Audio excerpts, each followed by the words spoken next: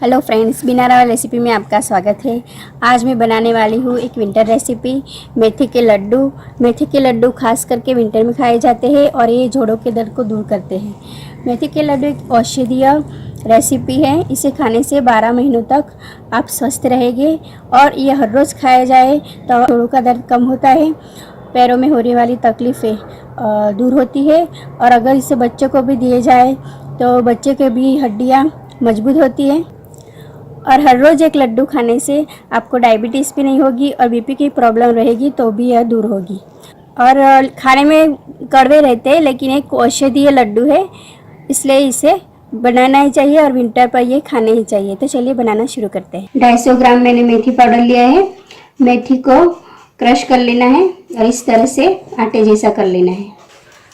Pan गर्म होने के बाद इसमें हम घी डालेंगे।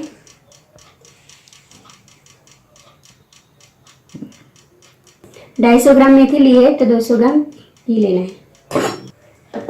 घी मेल्ट होने के बाद इसमें मेथी का आटा डालेंगे।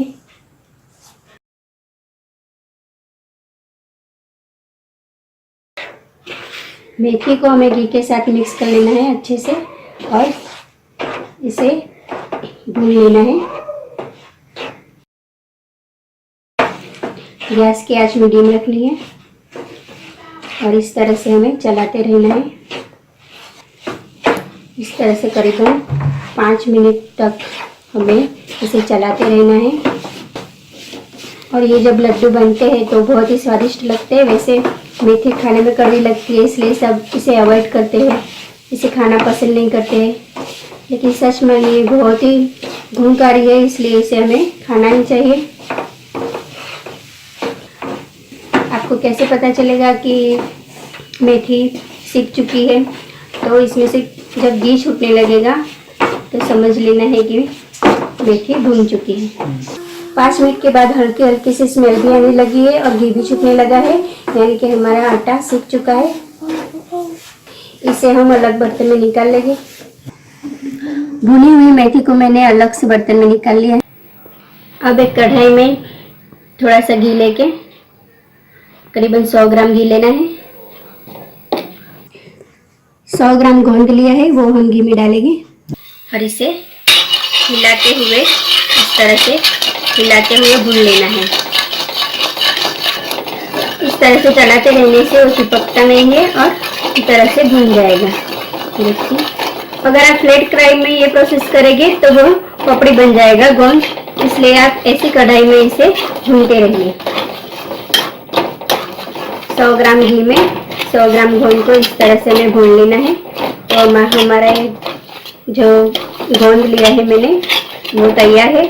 इसे हम अलग से बर्तन में निकाल लेंगे।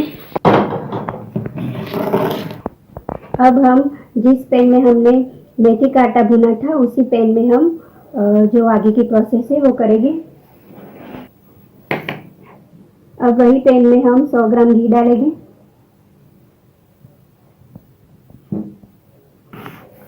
हमने 250 ग्राम मेथी ली है, इसलिए हम 400 ग्राम गुड़ लेंगे।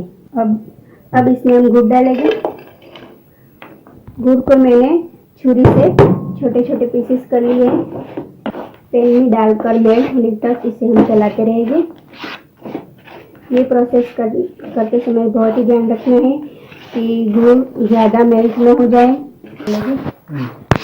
आप देख रहे हैं कि हमारा गुड़ मेल्ट हो चुका है और हम अब हम गैस ऑफ कर लेंगे और गुड़ को हम अलग से ही इस बर्तन में निकाल लेंगे।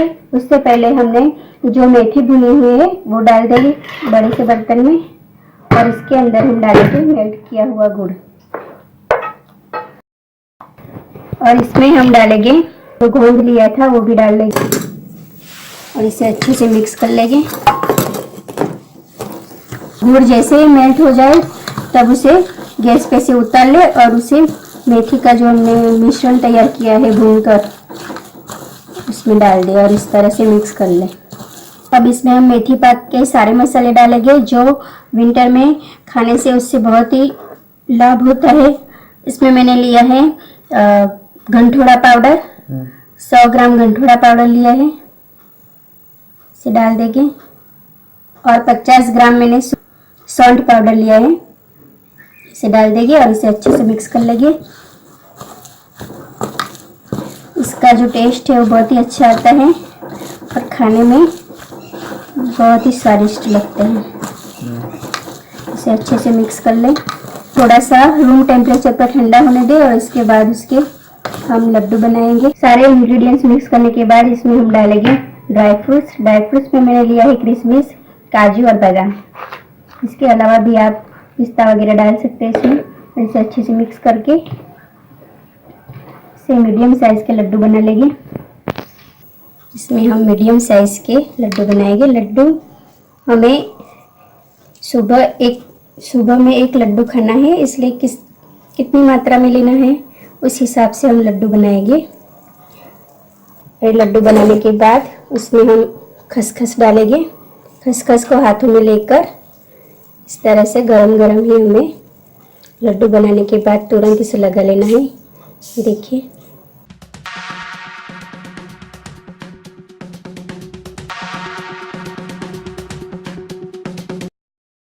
तो हमारे मेथी के लड्डू बनकर तैयार है।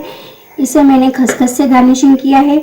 आप चाहे तो इसे सूखे हुए कोकोनट से भी गार्निशिंग कर सकते हैं और काजू के पीसेस से गार्निशिंग कर सकते हैं।